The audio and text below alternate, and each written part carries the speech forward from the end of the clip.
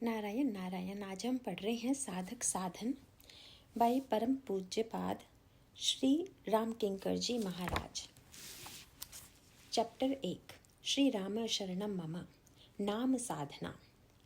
साध्य के स्वरूप का निश्चय हो जाने के पश्चात साधन प्रणाली का प्रश्न सामने आता है। गंतव्य का निर्णय करने के पश्चात ही मार्ग और वाहन का निर्णय करना पड़ता है। मार्ग व वाहन निर्णय करने के लिए ही अपनी क्षमता एवं रुचि को ध्यान में रखना पड़ता है। सौभाग्यवश भक्ति साधना में ऐसी अनेक पद्धतियां हैं जो विभिन्न प्रकार की रुचि तथा क्षमता रखने वाले व्यक्तियों के लिए उपयुक्त हैं। यह ध्यान रखना आवश्यक है और इसका बड़ा महत्व है कि साध्य साधन के बार बार परिवर्तन से साधक की शक्तियों का अपव्यय होता है। ऐसा करने से अंत में ऐसी थकान का अनुभव होता है कि फिर कुछ भी कर पाने का उत्साह शेष नहीं रह जाता। अतएव साध्य साधना का निर्णय करने के पश्चात अपने निर्णय पर अडिग रहा जाए। इसी भावना को साधन शास्त्रों में निष्ठा के नाम से पुकारा गया है। पूर्ण यदि स्वतंत्र है तो उसे अभिव्यक्त करने के लिए स्थान परिवर्तन की नहीं, दृढ़ निश्चय की आवश्यकता है। पूर्ण ही सर्वत्र है और वह अविभाजित है। उसका विभाजन हम साधन की सुविधा के लिए करते हैं। नाम रूप, लीला एवं धान, भगवान के 4 विग्रहों को विभाजित करने का तात्पर्य यही है कि अपनी अभिरुचि के अनुरूप हम साधन प्रणाली का निर्धारण कर सकें। अनाम को नाम देने की भावना के पीछे भी यही रहस्य है, जिससे हम उसे बुला सकें। अरूप से रूप ग्रहण की प्रार्थना की गई, जिससे उसे प्रत्यक्ष देख सकें। इसी तरह कूटस्थ दृष्टा से लीला का अनुरोध किया गया, जिससे हम अपना हृदय तृप्त कर सकें। सर्वव्यापक होते हुए भी ईश्वर ने एक विशिष्ट धाम स्वीकार किया, जिसके आधार पर साधक एक स्थल पर उसे अभिव्यक्त कर सके और तत्पश्चात वह अनुभूति के आधार पर उसे अग जगमय अर्थात प्रत्येक स्थान पर जान सके। यह तो अपनी अभिरुचि की बात है कि हम किसे मुख्यता दें। भगवान के 4 विग्रह नाम रूप लीला और धाम, इन चारों की साधना में समान परिणाम देने की क्षमता और महिमा होते हुए भी यह साधक की रुचि पर निर्भर करता है कि वह उसके फल को क्या नाम देता है। कोई साधक इसको मुक्ति कह सकता है, कोई अंतःकरण की शुद्धि के रूप में देख सकता है और कोई भक्ति के रूप में भी उसे प्राप्त कर सकता है। मानस में चारों की महिमा का वर्णन है। पहले नाम को ही ले लें। गोस्वामी जी स्वयं नामनिष्ठ हैं। नाम साधारण दृष्टि से अक्षर समूह है, जिसके द्वारा शब्द निर्माण कर हम व्यवहारिक जीवन में पूर्व निश्चित संकेत द्वारा उसे वस्तु, व्यक्ति आदि के परिचय में प्रयुक्त करते हैं। जब हम किसी शब्द के अर्थ की बात करते हैं तो उसे ठोस सत्य समझते हैं। यदि कोई पवन शब्द का अर्थ वायु छोड़कर अन्य कुछ बता दे तो संभव है कि हिंदी संस्कृत भाषी उसके अर्थ अज्ञान पर हंस पड़े, किंतु यदि शब्द के अर्थ को व्यापक रूप में जाना जाए तो विचारवान व्यक्ति यह समझ जाएगा उसकी भाषा में पवन का अर्थ वायु या हवा नहीं है और तब हंसी करने वालों की निस्सारता सिद्ध हो जाएगी। पवन को हवा के अर्थों में स्वीकार करना तो समाज विशेष का भाषा जनित अर्थ है। किसी अन्य भाषा में पवन शब्द को दूसरे अर्थ में भी प्रयुक्त किया जा सकता है और उस भाषा भाषी को वह अर्थ भी उतना ही ठोस सत्य लगेगा जितना आपको पवन का अर्थ वायु लगता है। वस्तुतः अक्षर का स्वयं में कोई अर्थ है ही नहीं, वह स्वयं में निष्प्रयोज्य है। यह व्यक्ति ने ही उसे अर्थ देकर काम के योग्य बना दिया। सत्य तो यह है कि इस विराट में ऐसा कुछ है ही नहीं जो व्यर्थ हो अथवा जिसे हम व्यर्थ की साधारण वस्तु मान सकें। वह किस समय स्वयं में कौन सा अर्थ व्यक्त कर देगी, इसे कौन कह सकता है।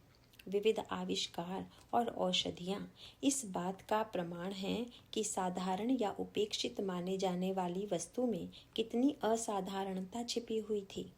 साधारण व्यक्ति जब तक उस वस्तु में छिपे गुण को नहीं जानता तब तक उसका व्यर्थ और तुच्छ कार्यों में उपयोग करता है। एक वैज्ञानिक की सजग दृष्टि उसमें निहित गंभीर अर्थ को पहचान लेती है। तब लगता है कि अरे, इस वस्तु का कितना दुरुपयोग हुआ है। वस्तुतः अक्षरों का जीवन में प्रतिक्षण व्यवहार करते करते उसमें निहित तत्व से हम सर्वथा विस्मृत हो गए हैं। उसे हम अपनी ही कृति मानकर संतुष्ट हो गए हैं। मंत्र के रूप में जो अक्षर समूह को विविध रूप दिए गए हैं, उसे पढ़कर अज्ञ व्यक्ति हंस पड़ता है। उसे वे निरर्थक प्रतीत होते हैं। तभी अर्थ का अन्वेषण होता है। अर्थ का अर्थ शब्द का अर्थ मात्र उतना ही नहीं है जो व्यवहार में प्रयुक्त किया जाता है। उसका परमार्थ क्या है? जप का तात्पर्य है उस परमार्थ का ज्ञान। एक शब्द के अर्थ का सम्यक ज्ञान प्राप्त करने के लिए उसकी लक्ष्य आवृत्तियां की जाती हैं। विविध शब्दों में जिस अर्थ का आरोप करके लोग अपने को अर्थ ज्ञान का पंडित मान लेते हैं, वह अभिमान ही बढ़ाता है, सत्य के सन्निकट नहीं ले जाता। भगवान शिव ने शतकोटि रामचरित्र में से एकमात्र राम शब्द का चुनाव कर लिया। अन्य लोग समस्त रामायण का अर्थ लगा डालते हैं, पर भगवान शिव आज तक राम नाम को ही याद कर रहे हैं, उसी का अर्थ लगा रहे हैं। ब्रह्म राम ते नाम बड़ बरदायक बरदानी, रामचरित सतकोटि महा लिया महेश जियम जानी। तुम पुनि राम राम दिन राती, सादर जपहूं अनंग अराती। परिणाम क्या हुआ? सारे रामचरित्र को जानने पर भी देवता दैत्य विष ज्वाला से जहाँ दग्ध होने लगे थे, वहाँ उसी राम नाम का अर्थ जानकर भगवान शिव उस कालकूट को पी गए। नाम प्रभाव जान शिवनी को, कालकूट फल दीन अमी को। राम नाम भगवान शिव के लिए अक्षर तत्व है, इसीलिए अमरता भी उसी में सन्निहित है। नाम को लेकर प्रत्येक व्यक्ति विष को नहीं पचा सकता, पर भगवान शिव तो उसे पचा सके। इसका कारण है कि साधारण व्यक्ति नाम में निहित तत्व को नहीं जान पाता। परिणाम स्वरूप वह उसके अमृत तत्व से वंचित रहता है। पर भगवान शंकर ने राम नाम में अमृत तत्व के संकेत और शक्ति को समझ लिया। उसी के परिणाम स्वरूप वे विष के हलाहल को अपने कंठ में स्थित राम नाम की शक्ति से धारण कर पाए और नाम महिमा को व्यक्त कर पाए। नाम की महिमा का वर्णन बहुतों को अर्थवाद प्रतीत होता है। उसका एकमात्र कारण अक्षरों का नित्य साधारण रूप में होने वाला प्रयोग है। गोस्वामी जी नाम की वंदना करते हुए इसी तात्विक स्वरूप का संकेत करते हैं। बंदऊ नाम राम रघुबर को, हेतु कृसानु भानु हिमकर को। स्पष्ट है कि गोस्वामी जी र अ म तीन वर्णों को अग्नि, सूर्य एवं चंद्र के मूल कारण के रूप में उल्लेख करते हैं। सृष्टि की उत्पत्ति का क्रम जटिल है। वेदों में सृष्टि के मूल में अग्नि तत्व का उल्लेख है। कठिनाई यही है कि अग्नि शब्द का उल्लेख करते ही हम लोगों के समक्ष स्थूल अग्नि की एक आकृति आ जाती है। अधिभूत रूप में जो अग्नि प्रत्यक्ष दिखाई देती है, उसे र अक्षर का क्या संबंध है? तब दोनों र और अग्नि का ही भौतिक रूप सामने आ खड़ा होता है। यह एक कविता सी लगने लगती है। वस्तुतः र अक्षर की आकृति तो प्रत्येक भाषा में एक कल्पित रेखा संकेत के माध्यम से स्पष्ट की जाती है। वह तो व्यवहारिक उपयोग के लिए परिकल्पना है। अक्षर की ध्वनि पर ध्यान दें। प्रत्येक अक्षर के उच्चारण में जिह्वा का विविध स्थानों के सहयोग से जो घर्षण होता है, वही अक्षर का स्थान माना जाता है। जैसे ऋतुर्षाणाम मूर्धा आदि। इस घर्षण के लिए भी प्राण शक्ति का उसके साथ उपयोग करना होता है। ज्ञान में अक्षरार्थ का बोध, भले ही वह कल्पित हो एवं उसके प्रयोग की आवश्यकता होने पर ज्ञान प्राण को प्रेरित करता है। प्राण इंद्रिय के माध्यम से उसका उच्चारण करता है और तब उसे किसी पट्टिका या पत्र पर हम आकृति विशेष प्रदान कर देते हैं। यह तो व्यक्ति के जीवन में अभिव्यक्ति प्राप्त करने वाला सीमित अक्षर सत्य है। विराट में भी अक्षर तत्व अपने समष्टि अर्थ के बोधक के रूप में प्रकट होता है। वहाँ राम अपने अमृत तत्व के गुण को व्यक्त करता है।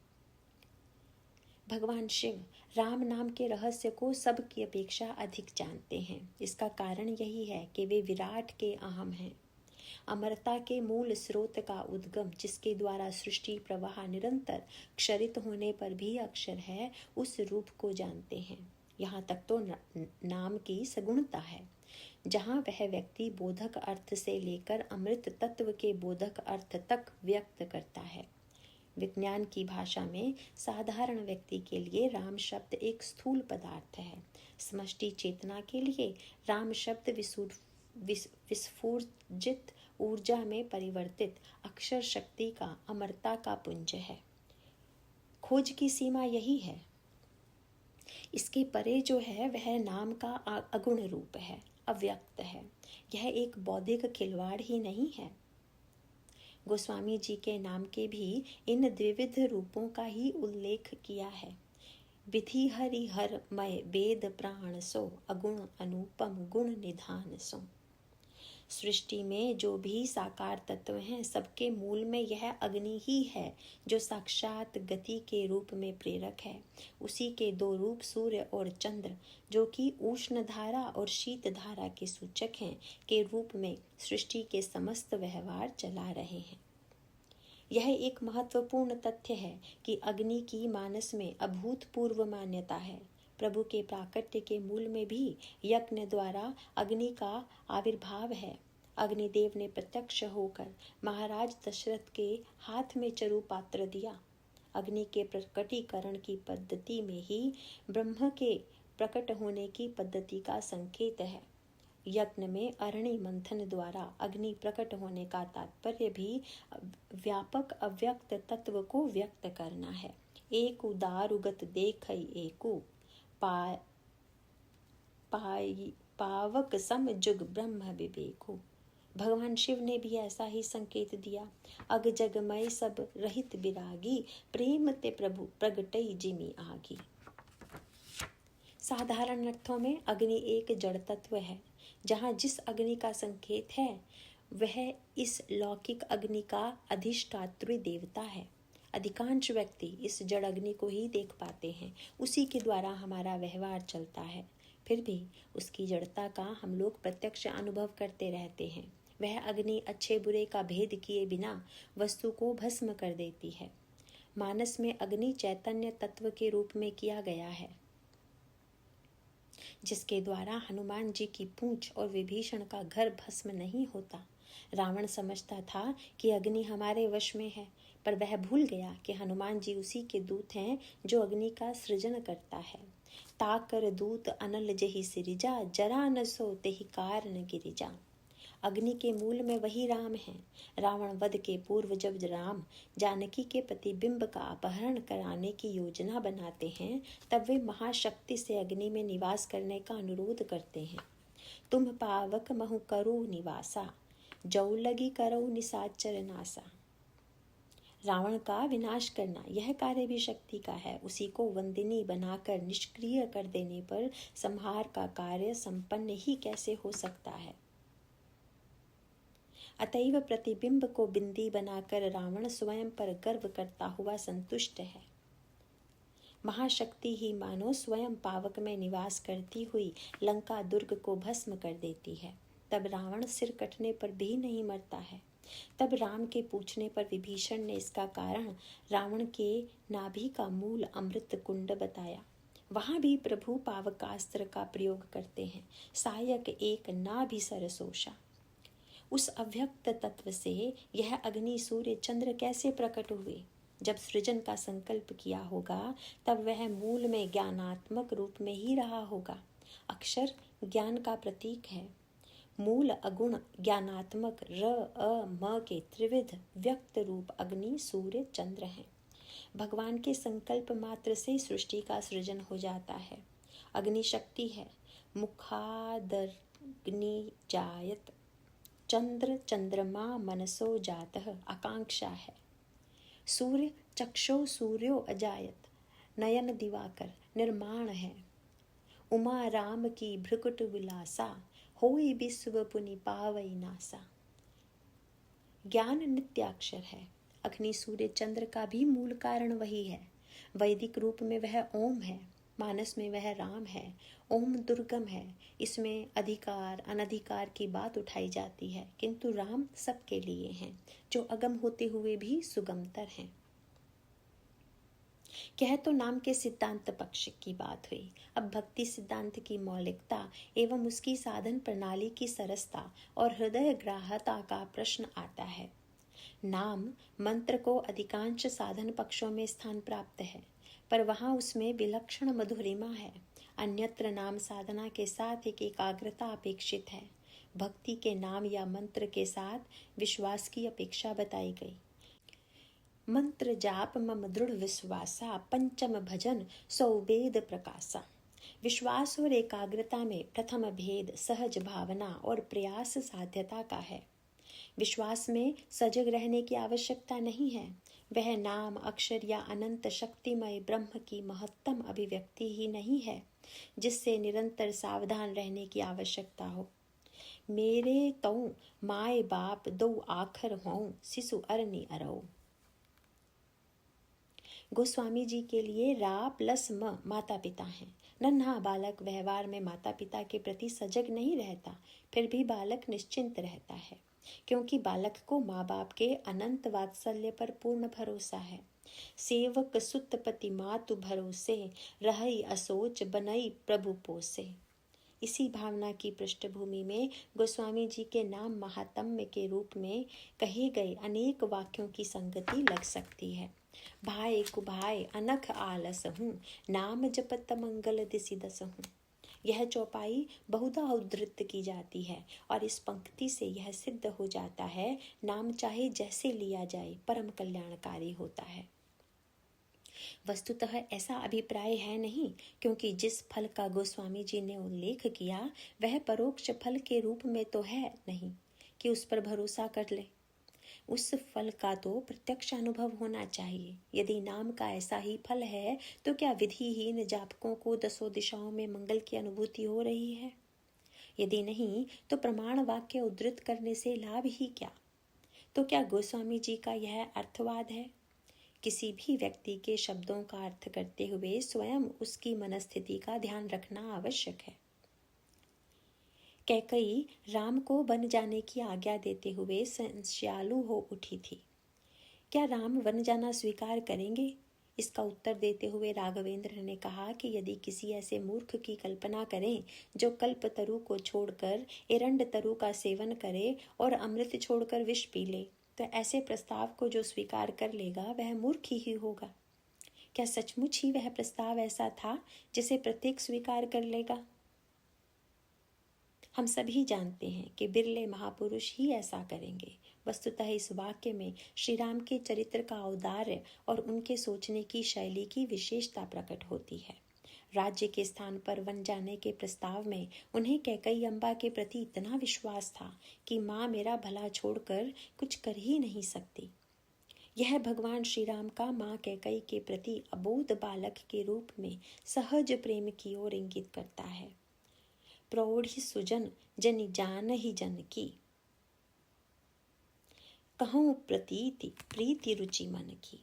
स्वयं गोस्वामी जी प्रतीति प्रीति रुचि मन की कहते हैं। गोस्वामी जी की नाम के प्रति जो भावना है उसे देखते हुए उनका वाक्य सर्वथा सत्य है।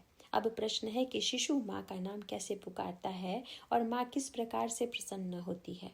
इसके उत्तर में यही कहा जा सकता है कि बालक प्रत्येक स्थिति में माँ को पुकारता है और माँ हर पुकार पर दौड़ी आती है। बालक कभी बड़े भाव भरे शब्दों में पुकार उठता है माँ, कभी माँ पर क्रुद्ध हो उठता है, उसे लगता है कि माँ बड़ी निष्ठुर है, तो कभी ऐंठ कर बोल पड़ता है। माँ के प्रति शिशु की मान्यता और विश्वास का परिणाम यही है कि माँ उस पर रिझी रहती है। गोस्वामी जी ने जिस नाम को जाना वह ऐसा ही है, उसी आधार पर दूसरों का अनुभव वैसा ही हो यह आवश्यक नहीं है।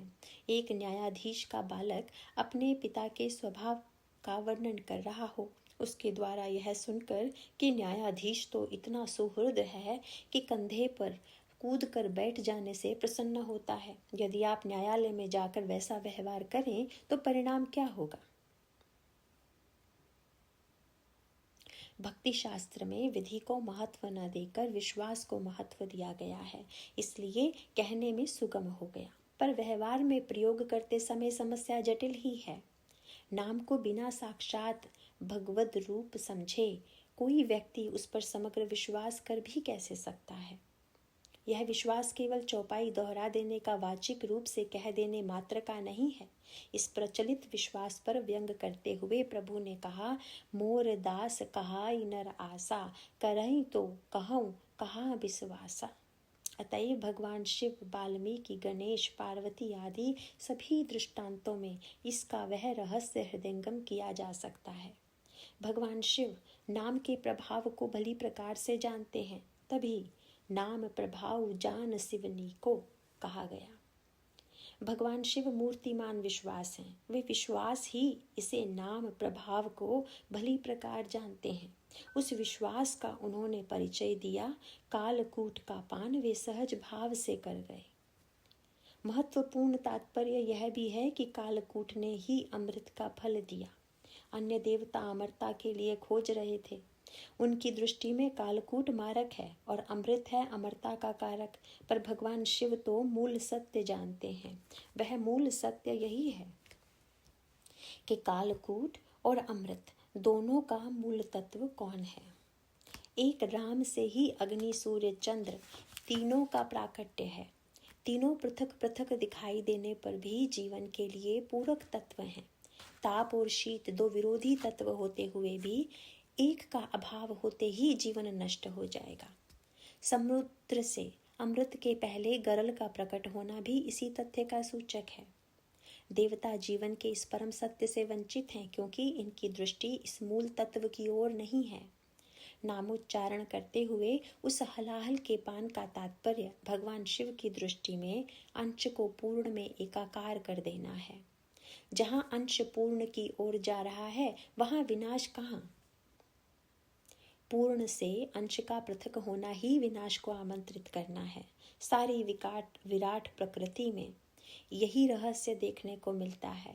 पृथक इकाइयां सभी पृथक गुणों से मुक्त जान पड़ती हैं, किंतु अंतरंग में बैठकर देखने से उनका प्रयास एकत्व की ओर है, ऐसा जान पड़ता है। अंश भटक रहा है पूर्ण की ओर जाने के लिए। गोस्वामी जी वर्षा ऋतु प्रसंग में दो मधुर पंक्तियां लिखते हैं। भूमि परत भा डाबर पानी, जनु जी वही माया लपटानी, सरिता जल जल निधि महु जाई, होई अचल जिमि जीव हरि पाई। समुद्र की कल्पना हरि के रूप में करते हुए गोस्वामी जी बूंद के रूप में जीव की कल्पना करते हैं। जब वह बूंद सूर्य की किरणों अर्थात माया से खींचकर आकाश में मेघ की आकृति ग्रहण कर लेती है, तब यह नया रूप, आकाश की यह उड़ान उसे कितनी अच्छी लगती होगी। तब वह गर्जना करती हुई अपनी महत्ता का प्रदर्शन करती है। अवसर ऐसा आता है जबकि वायु वासना का एक झोंका उसे खंड खंड करके पृथ्वी पर फेंक देता है। धूल धूसरित बूंद मलिन एवं चूर चूर हो जाती है। वह बूंद भटकती हुई करदम की सृष्टि करती हुई नित्य ही पददलित होती है। कहीं मार्ग में छोटे गड्ढे के रूप में एक क्षण के लिए शांति पाने की चेष्टा में चरण प्रहार से मलिन होकर व्याकुलता लिए रहती है। सदा मलिन पंथ के जल ज्यों कबहु न हृदय थिराने। वह बूंद सरोवर में पहुंच गई तो वहां अवश्य इसे सिमट कर एकत्र होने से कुछ शांति मिली। फिर भी सौभाग्य तो तब है जब सरिता में पहुंचकर उस अनवरत प्रवाह में बहती हुई पुनः समुद्र में मिल जाए, जो समुद्र अपनी भुजा पसारे प्रतीक्षा कर रहा है। प्रभु में एकाकार हो जाए। नाम रूप खोया कि वह तो सीम से असीम हो गया। सरिता जल जल निधि महु जाई, होई अचल जिमि जीव हरि पाई। इस तत्व को जानने के कारण भगवान शिव से हलाहल पान का अनुरोध किया गया और उन्होंने लोक कल्याण के लिए उसे स्वीकार कर लिया।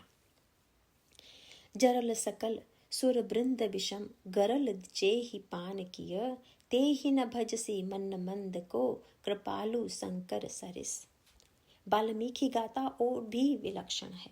सप्तर्षियों ने उन्हें दुष्कर्म से पृथक कर पहले राम इसके उच्चारण में असमर्थ देखकर पश्चात मरा शब्द के जप का उपदेश दिया। मरा शब्द के जाप से वे महामुनि एवं आदि कवि हो गए। प्रश्न है कि इसका उद्देश्य क्या है? ऐसे फल का वर्णन करना जिससे साधारण व्यक्ति ही नहीं बुद्धिमान भी असमंजस में पड़ जाए, इसका क्या अर्थ है? लोग सीधे राम नाम लेते हुए भी ऐसी स्थिति नहीं प्राप्त कर पाते। यदि इसे अर्थवाद कहकर नाम में प्रवृत्ति के लिए लिखा गया उपाख्यान मात्र मान लें तो प्रवृत्ति के स्थान पर व्यक्ति को यह अश्रद्धालु बना देगा, क्योंकि तत्काल फल का आश्वासन दे देने पर उसकी प्राप्ति न होना व्यक्ति को संशयालु बना देता है। वाल्मीकि को सप्तर्षियों के शब्द में दृढ़ आस्था एवं विश्वास तो स्पष्ट ही है। इसके साथ ही इस साधारण तथा प्रतिकूल शब्द ने ही उनको परम सत्य की ओर उन्मुख कर दिया। लोक में प्रचलित शब्द परंपरा में अक्षरों के परिवर्तन से समस्त अर्थ ही परिवर्तित हो जाता है। तिस पर भी सप्तर्षियों को राम के स्थान पर मरा शब्द का जप बताने में कोई संकोच नहीं हुआ। इसका तात्पर्य यही है कि सप्तर्षि अक्षर को ब्रह्म तत्व के रूप में जानते हैं। उसमें कोई उल्टे सीधे का क्रम नहीं है। यह क्रम तो साधना की दृष्टि से कार्य कारण की संगति सिद्ध करने के लिए स्थिर किया गया है। राम और मरा शब्द में आरोपित अर्थ की दृष्टि से महान अंतर है, पर तात्विक दृष्टि से कृशानुभानु हिमकर में मूल कारण के रूप में कोई पार्थक्य नहीं है। भूल भी कभी कभी बहुत बड़े ज्ञान का कारण बन सकती है। कोलंबस की भूल ने उसे नई दुनिया अमेरिका में पहुंचा दिया। रॉबर्ट फ्लेमिंग की भूल ने पेनिसिलिन जैसी औषधि को आविष्कृत कर दिया। अरे आदिम दुनिया से सैकड़ों भूलों का संशोधित संस्कार आज सृष्टि में दिखाई दे रहा है। एक व्यक्ति को किसी नगर में पहुंचना है, वह नगर उसके आवास के पूर्व में है। भ्रम से पश्चिम की ओर चलने लगा। चलने वाला व्यक्ति हार मानने वाला नहीं है, उसे बताने वाले व्यक्ति पर दृढ़ विश्वास है। एक साधारण दर्शक को उसका यह कार्य महान मूर्खतापूर्ण लगेगा, पर यदि वह पथिक दृढ़ता पूर्वक चलता चला जाए तो क्या होगा? पृथ्वी की गोलाई के कारण अंत में एक दिन पथिक अपने गंतव्य पर पहुंच ही जाएगा। हाँ, साधारण यात्री की भांति गंतव्य पर नहीं पहुंच सका, ऐसा प्रश्न आप रखेंगे। पथिक ने दो महान ज्ञान और भी प्राप्त किया। नंबर 1, समस्त भूभ्रमण। नंबर 2, पृथ्वी की गोलाई के चिपटेपन का प्रत्यक्ष अनुभव। वाल्मीकि का उल्टा नाम जप उन्हें और भी महत् ज्ञान की ओर ले गया। सीधे जप से अक्षर में आरोपित अर्थ बार बार सामने आता है और व्यक्ति बहुधा संतुष्ट हो जाता है कि मुझे इस शब्द के अर्थ का ज्ञान है। जप का तात्पर्य है अर्थ की भावना का चिंतन। जपस तदर्थ भावनम। वाल्मीकि के समक्ष जो अक्षर मरा है उसका कोई अर्थ नहीं है। जप में इसी शब्द के अर्थ का अन्वेषण करते हुए आरोपित अर्थ विहीनता और वाल्मीकि का अविवेकी होना उनकी सफलता का कारण बन गया। जब किसी व्यक्ति को बुद्धिमान मानते हैं तब इसका तात्पर्य यही है कि उसमें व्यवहारिक वस्तुओं का ज्ञान बहुत बढ़ा हुआ है। साधन के क्षेत्र में यही एक बड़ी बाधा है, क्योंकि इस बुद्धि से सत्य का दर्शन होना असंभव है। अतएव बुद्धि को स्वच्छ करके समस्त व्यवहारिक संस्कारों से ऊपर उठना पड़ता है। इसी को समाधि और ऋतंभरा प्रज्ञा कह सकते हैं। वाल्मीकि के लिए इन संस्कारों से ऊपर उठने का प्रश्न ही नहीं है। उनका विवेक इस सीमा तक शून्य है कि उन्हें अर्थ ज्ञान का कोई भी संस्कार नहीं है। परिणाम यही हुआ कि जब भी उनके विवेक में अर्थ ज्ञान की उपलब्धि हुई वह अपने वास्तविक रूप में हुई। उसके लिए ऋतंभरा प्रज्ञा का मार्ग सहज था।